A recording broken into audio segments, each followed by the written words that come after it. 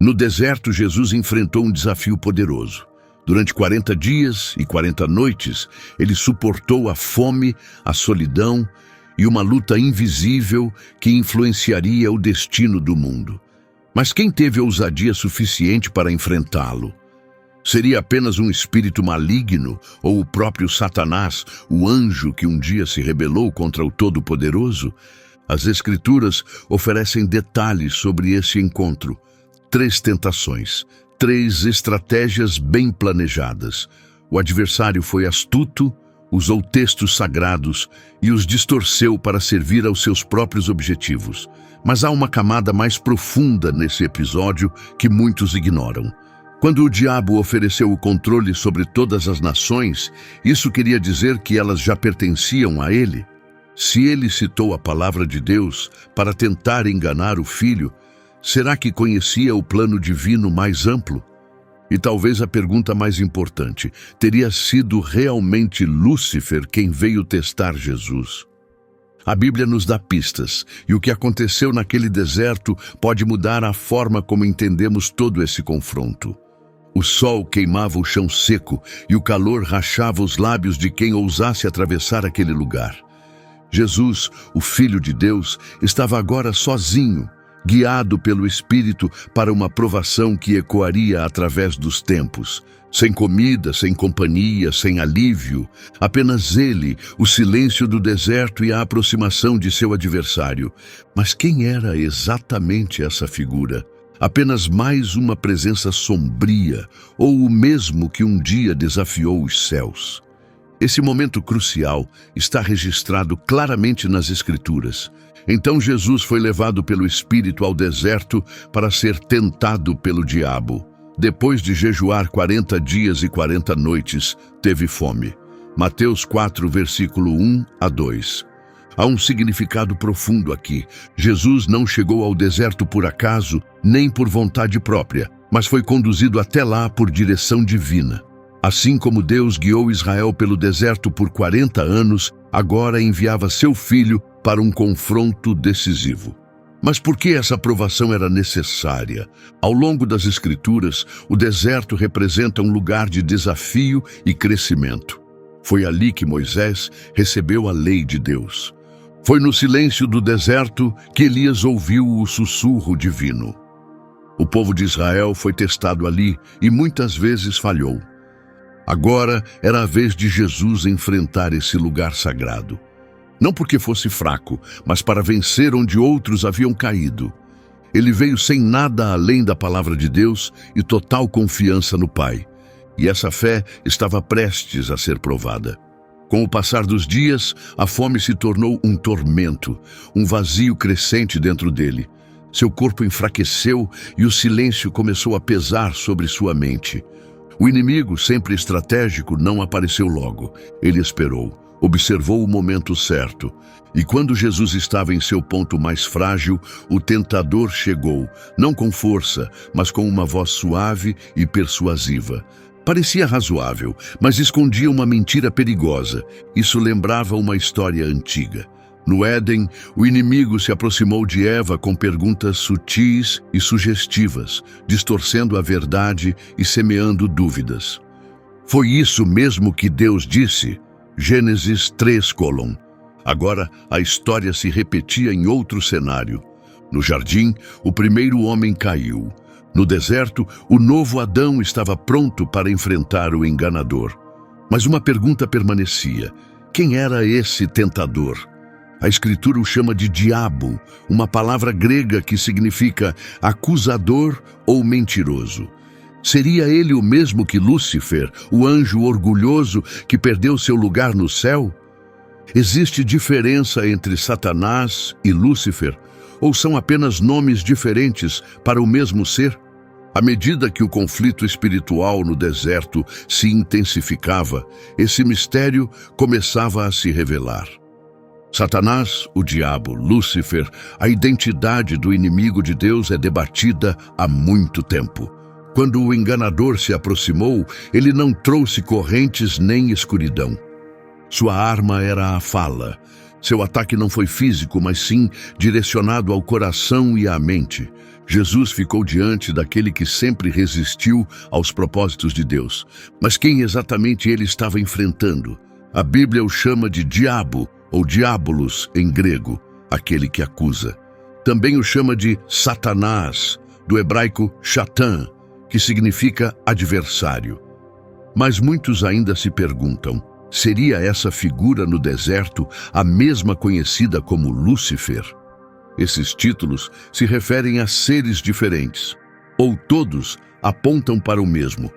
A raiz dessa dúvida está no Antigo Testamento, em passagens que muitos acreditam descrever a queda do inimigo.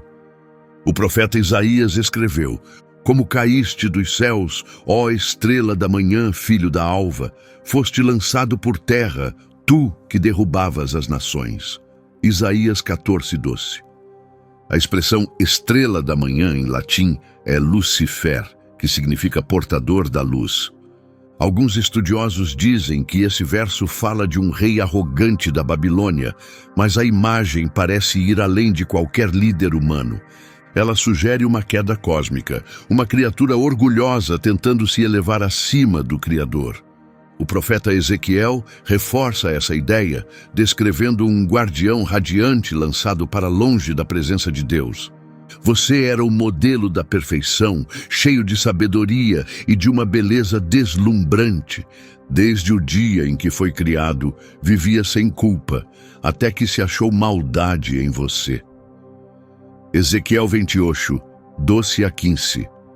Embora esses textos falem de reis terrenos, também parecem refletir a queda de um ser celestial. O próprio Jesus fez referência a isso quando disse: "Eu vi Satanás caindo do céu como um relâmpago." Lucas 10, 18. E isso nos leva a outra pergunta. O Lúcifer caído, aquele que um dia foi chamado de portador da luz, seria a mesma entidade que agora tentava Cristo no deserto? A resposta pode estar em como sua rebelião aconteceu. Lúcifer, antes uma presença radiante entre os anjos, havia se tornado algo completamente diferente. Quando tentou tomar o lugar de Deus, passou a ser conhecido como Satanás, o adversário. A partir daquele momento, seu propósito mudou: acusar, enganar e afastar a humanidade da verdade. Vemos um exemplo disso no livro de Jó. Certo dia, os filhos de Deus vieram apresentar-se ao Senhor, e Satanás veio com eles. Jó, Ege, Zamhat. Nesse momento, Satanás questiona a fidelidade de Jó, resistindo diretamente aos planos de Deus. Como isso aconteceu muito antes da época de Jesus, reforça a ideia de que o ser que testou Jó é o mesmo que enfrentou Jesus no deserto. Mas por que ele estaria tão determinado a tentar Cristo? A resposta é clara e inquietante. Desde o momento no Éden, quando Deus falou sobre a descendência da mulher que pisaria na cabeça da serpente, Gênesis 3:15, o inimigo sabia que alguém viria para derrotá-lo. Ele havia falhado em destruir a humanidade no início. Agora, sua única esperança era impedir o Salvador antes que sua missão fosse cumprida. A tentação no deserto não era apenas um teste para Jesus. Era uma guerra espiritual com consequências eternas. Não se tratava apenas da provação de um homem. Era uma tentativa de impedir a salvação. Se Jesus caísse, todo o plano de redenção desmoronaria. Por isso o adversário se aproximou. Mas ele não veio com ameaças óbvias, nem com força visível. Como uma serpente nas sombras, ele atacaria com astúcia. Seu primeiro movimento atacou uma necessidade humana básica: a fome. Esse foi o teste inicial, controle sobre o mundo físico. A quietude do deserto mudou de repente. O ar ficou mais pesado, o silêncio mais denso. Embora não houvesse passos ou poeira levantada, a presença do enganador era inegável. Não foi um confronto visível, mas um choque entre forças espirituais. Trevas contra a luz, mentiras contra a verdade. Jesus, após jejuar por 40 dias e 40 noites, estava fisicamente esgotado. Seu corpo doía, seus movimentos eram lentos, seus olhos embaçados pela exaustão. A fome havia se tornado agonia, consumindo suas forças. Mas seu espírito permanecia firme. Ele sabia que estava ali por um motivo, guiado pelo Espírito, não por acaso. E bem no seu ponto mais frágil, o inimigo se aproximou. Mas não foi um momento barulhento ou assustador. Satanás não apareceu com violência ou ameaças. Ele veio com palavras. Palavras calmas, calculadas e enganosas. Soavam razoáveis, até compassivas. Ele entendia como as pessoas pensam e usou esse conhecimento como arma. O inimigo sabia como os humanos costumam vacilar quando suas necessidades básicas são provadas. Então, ele fez sua jogada. Se você é realmente o Filho de Deus, transforme estas pedras em pão. Mateus 4:3. À primeira vista, a sugestão não parecia maldosa, quase fazia sentido. Porque Jesus, o Criador do universo, não usaria seu poder para fazer pão? Ele já havia alimentado seu povo no deserto antes. Mais tarde, alimentaria multidões com poucos pães e peixes. Então, por que não atender sua própria necessidade agora? Mas esse era o laço. A questão não era a fome. O inimigo estava mirando algo mais profundo, a confiança total de Jesus no Pai. Satanás não estava apenas oferecendo um milagre. Ele estava questionando quem Jesus era e como deveria cumprir sua missão. Ele já tinha usado esse método antes. No Éden, ele não mandou Eva comer o fruto. Ele perguntou: foi isso mesmo que Deus disse? Gênesis 3:. Não foi um ataque direto ao mandamento. Foi a semente da dúvida. Agora, no deserto, o padrão se repetia. Ele não exigiu que Jesus criasse pão. Ele disse: se você é o Filho de Deus. Era um desafio sutil. Ele não negava a identidade de Jesus, mas o provocava a prová-la. Esse era o centro da tentação. Jesus manteria sua fidelidade ao tempo do Pai, ou agiria por desespero. Era uma armadilha em duas partes. Primeiro, levar Jesus a questionar seu papel divino. Depois, tentá-lo a agir fora da direção de Deus. Se Jesus cedesse, escolheria confiar em seu próprio poder, não para glorificar o Pai, mas para satisfazer uma necessidade pessoal. Isso significaria dar prioridade ao desejo físico, em vez de permanecer alinhado com o plano de Deus. Mas Jesus não caiu na armadilha. Ele compreendia que a verdadeira luta era espiritual. Reconheceu que aquela prova não era castigo, era preparação. Sabia que o pão alimenta o corpo, mas só a verdade de Deus nutre a alma. E então respondeu: está escrito, o ser humano não viverá só de pão, mas de toda a palavra que procede da boca de Deus. Deuteronômio 8:3. Essas palavras não foram escolhidas ao acaso. Jesus estava citando uma lição poderosa do passado de Israel. Durante 40 anos, Deus sustentou seu povo com o maná, um pão enviado do céu, não feito por mãos humanas. Ele estava ensinando o povo a confiar totalmente nele, a esperar pelo seu tempo. Mas muitos falharam nessa prova. Em vez de confiarem, murmuraram e se afastaram. Jesus não repetiria o erro das gerações passadas. Ele não estava no deserto para lutar contra a vontade de Deus, mas para se render completamente a ela. Não tinha interesse em provar nada ao inimigo. Sua identidade não dependia de sinais grandiosos ou demonstrações de poder. Um verdadeiro filho mostra lealdade ao seguir o Pai, mesmo com fome, mesmo quando o silêncio do deserto parece não ter fim.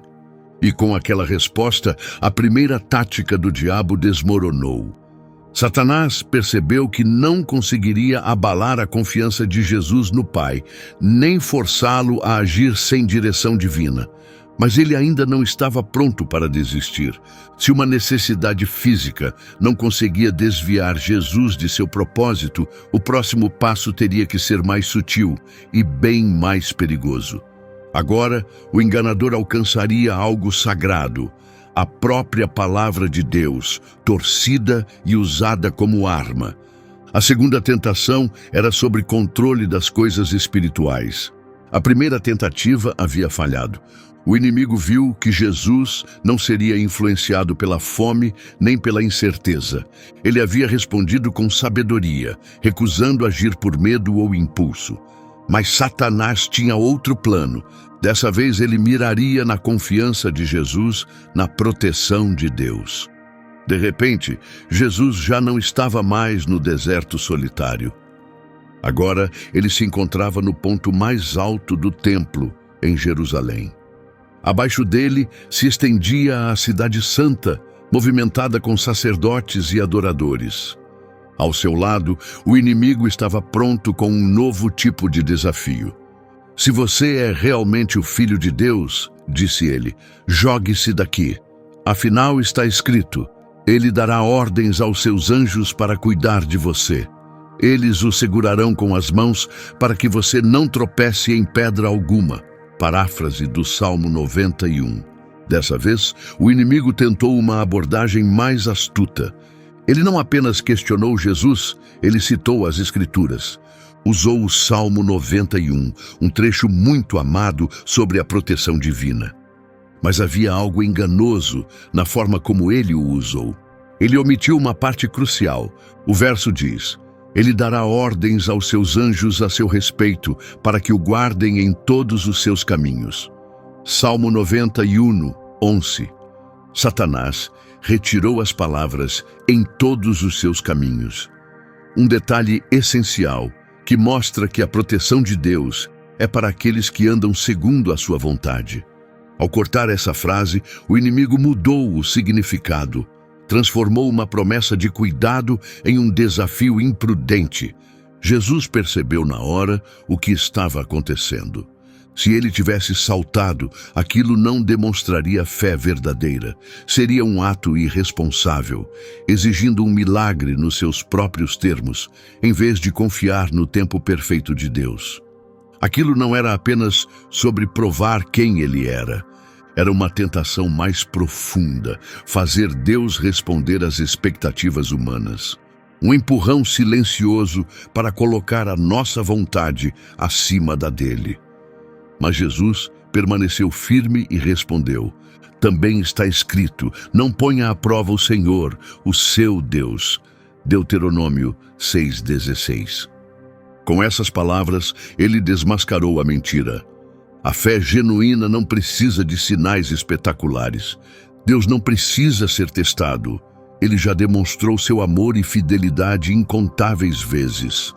Enquanto Israel, no deserto, havia duvidado e questionado o cuidado de Deus, Jesus permaneceu fiel. Ele não sairia da vontade do Pai. Satanás viu que essa tentativa também havia fracassado. Jesus não cederia à fome. Nem tentaria manipular Deus com exibições dramáticas. Restava apenas uma última tentação, mais ousada e direta que todas as anteriores. Se Jesus não podia ser desviado por necessidade física, nem por orgulho espiritual, talvez o fascínio pelo poder e pela grandeza fosse suficiente. Essa terceira provação era sobre domínio, controle sobre os reinos do mundo. Antes de continuar, se essa mensagem está falando com você, curta, comente e compartilhe. Deixe um amém nos comentários para nos ajudar a alcançar mais corações. Inscreva-se no canal, ative o sininho e confira a playlist fixada abaixo e ao final do vídeo. Agora vamos continuar. O inimigo já havia falhado 2 vezes. A fome não abalou Jesus, nem a tentação de forçar um milagre para provar quem ele era. Era a hora de uma nova estratégia. De repente, a cena mudou mais uma vez. Jesus agora estava sobre uma montanha muito alta. Dessa altura, ele viu algo grandioso. Contemplou todas as nações da terra, suas riquezas, poder, exércitos e tronos. Era uma visão impressionante, algo que chamaria a atenção de qualquer governante terreno. Então Satanás fez sua última e mais ousada oferta. Dessa vez, não havia sutilezas, nem distorções das Escrituras, nem palavras ambíguas. Ele apresentou um acordo direto, controle total sobre todos esses reinos. se Jesus se ajoelhasse e o adorasse apenas uma vez. E essa proposta levantava uma pergunta intrigante. Se o diabo podia oferecer tanto poder, isso queria dizer que ele o possuía? De certa forma, sim. A Bíblia se refere a ele como o governante deste mundo. João 12:31 o chama de o príncipe deste mundo. E em 2 Coríntios 4:4 ele é descrito como o Deus desta era.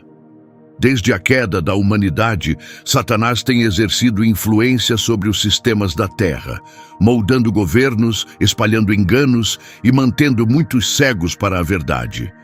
Mas essa última tentação tinha uma camada a mais. Satanás estava oferecendo a Jesus um atalho. O destino do Messias sempre foi governar as nações. Mas o caminho dado pelo Pai incluía dor, rejeição e a cruz. Agora o inimigo dizia: pule tudo isso, você pode ter o trono hoje, sem sofrimento, sem sacrifício. Basta se curvar uma vez e tudo será seu. Se Jesus tivesse aceitado a oferta, tudo teria mudado. Sim, ele receberia poder, mas a um preço terrível. Tornaria-se um governante sob o controle de Satanás. Seria um reino sem salvação, autoridade sem redenção, uma coroa sem conexão com o propósito eterno de Deus. Mas Jesus deu a resposta mais firme de todas. Ele não apenas disse não, ele ordenou que Satanás se afastasse. Afaste-se de mim, Satanás, porque está escrito. Esse foi o clímax do confronto. Com essas palavras, Jesus declarou que só Deus merece adoração e poder. Não haveria atalhos. O reino viria, mas através do sofrimento, da cruz e da obediência completa ao Pai. Naquele momento, o inimigo não teve escolha. Ele foi embora derrotado, mas não para sempre. Como diz Lucas 4:13, ele se afastou até o momento oportuno. O adversário esperaria, observando à procura de outra oportunidade para afastar Jesus de sua missão. A provação no deserto havia terminado. Mas o conflito entre as trevas e o Filho de Deus estava longe do fim. A estratégia de Satanás havia sido revelada, seu engano exposto, mas ele não havia terminado, continuaria lutando. E o próximo ataque viria através de pessoas, aquelas mais próximas de Jesus. O silêncio voltou ao deserto. O diabo se foi, derrotado, mas não destruído. Sua tentativa de quebrar Jesus falhou. Então anjos apareceram e o serviram, trazendo alívio após 40 longos dias de fome e provação. Ainda assim, a batalha não havia acabado. As Escrituras nos lembram: ele se afastou até o momento certo. Lucas 4:13. Isso significa que o inimigo não parou. Se não conseguiu vencer pela fraqueza física, pelo orgulho ou pela sedução do poder, ele buscaria novos caminhos. E Satanás não teve que esperar muito. Logo após o início do ministério público de Jesus, o inimigo viu novas chances. Um dos momentos mais marcantes aconteceu quando Jesus revelou aos discípulos que sofreria, seria rejeitado e acabaria morrendo. Pedro, surpreso, respondeu: Senhor, isso nunca deve acontecer contigo. Mateus 16:22. A resposta de Jesus foi intensa, mas ele não a direcionou diretamente a Pedro. Em vez disso, respondeu à influência espiritual por trás daquelas palavras: Afaste-se de mim, Satanás. Você é um obstáculo para mim. Seus pensamentos não são os de Deus, mas os dos homens. Mateus 16:23. Aqui o padrão fica evidente. A mesma voz que havia oferecido poder sobre as nações, agora falava por meio de um dos amigos mais próximos de Jesus, ainda tentando afastá-lo do caminho da cruz. Satanás raramente se mostra de forma direta. Prefere se esconder atrás de rostos familiares, usando palavras suaves para provocar medo ou distração. E essa tática não parou por aí. Durante todo o tempo de Jesus na terra, o inimigo agia nos bastidores. Influenciou líderes religiosos, transformou multidões em turbas, endureceu corações e causou divisão onde quer que a verdade fosse proclamada. Mas seu movimento mais devastador ainda estava por vir. Na noite em que Jesus foi entregue, os evangelhos revelam algo assustador. Satanás entrou em Judas, chamado Iscariotes, que era um dos 12. Lucas 22:3. Dessa vez, o inimigo não apenas plantou pensamentos, ele assumiu o controle total de um coração pronto para trair. Guiou Judas até o ato final de traição que levaria Jesus à cruz. A tentação que começou no deserto agora havia chegado ao seu ponto mais alto, a sombra da morte. Mas havia uma coisa que Satanás não viu chegando. Ele acreditava que a morte de Jesus marcaria sua vitória, que acabar com o Filho de Deus destruiria também o plano divino. O que ele não entendeu foi o seguinte: a cruz não foi sua vitória, foi sua derrota. O mesmo Jesus que permaneceu firme no deserto estava prestes a vencer a maior batalha de todas. Não com espadas ou exércitos, mas com sacrifício, entrega e obediência perfeita. Os métodos do inimigo haviam sido expostos, suas armadilhas reveladas, e em breve sua derrota seria definitiva. A vitória de Jesus no deserto foi apenas o começo. A conquista final mudaria tudo, por toda a eternidade. A luta no deserto foi apenas o início. Satanás tentou desviar Jesus de sua missão, mas falhou. Usou pessoas próximas para gerar confusão, mas sua influência foi desmascarada. Então veio sua última e mais ousada tentativa: derrubar o Filho de Deus por meio da cruz. A traição de Judas, o julgamento injusto, a multidão zombando, a coroa de espinhos, tudo parecia indicar que o inimigo estava vencendo. O Messias estava sendo rejeitado pelo próprio povo que veio resgatar. Enquanto Jesus carregava sua cruz até o Gólgota, Satanás provavelmente achava que seu plano havia dado certo. Mas ele não percebeu que havia caído diretamente no centro da estratégia de Deus. O plano nunca foi evitar a cruz, mas vencê-la. Jesus não foi forçado a morrer. Ele escolheu morrer. Assumiu voluntariamente o peso do pecado de toda a humanidade. E então, algo extraordinário aconteceu. No momento de sua morte, o que parecia ser a vitória de Satanás tornou-se sua derrota. Enquanto Jesus estava pendurado na cruz, ele disse palavras que mudariam a história. João 19:30. Está consumado. Essas palavras ecoaram além do tempo. O que havia terminado? A dívida do pecado foi totalmente paga. O domínio da morte e das trevas foi quebrado. Satanás, que reinava sobre uma humanidade ferida, viu seu poder ruir diante do ato redentor de Jesus.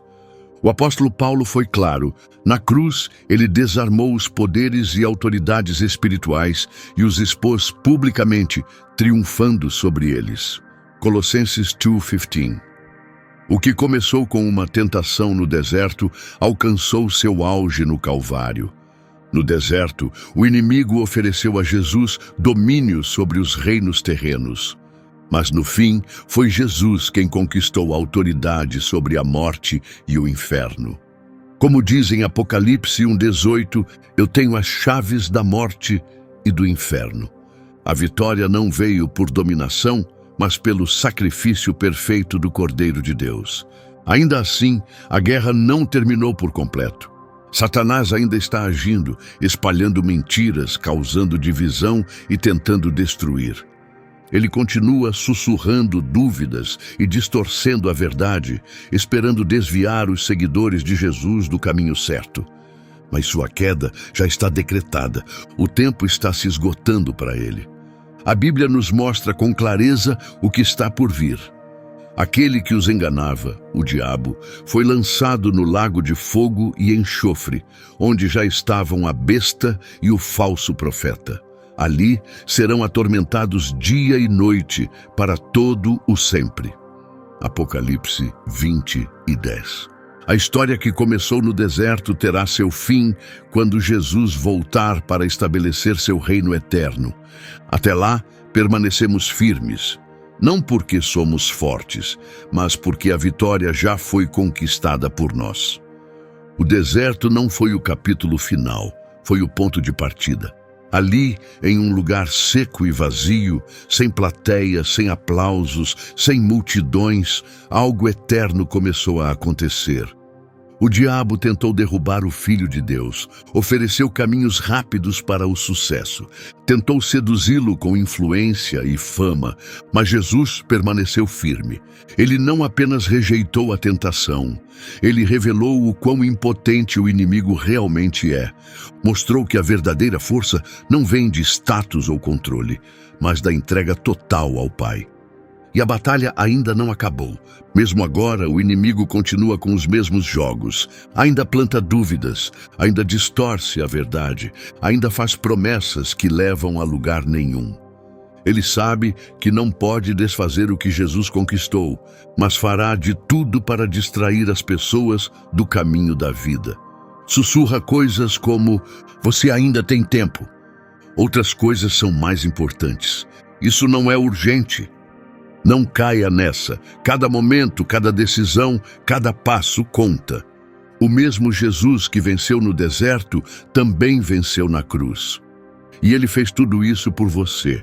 Se você sente que se afastou, se algo dentro de você está chamando para voltar, se o Espírito Santo está falando ao seu coração, não ignore. Jesus está esperando de braços abertos, pronto para receber você de volta para casa. Este pode ser o dia em que tudo muda.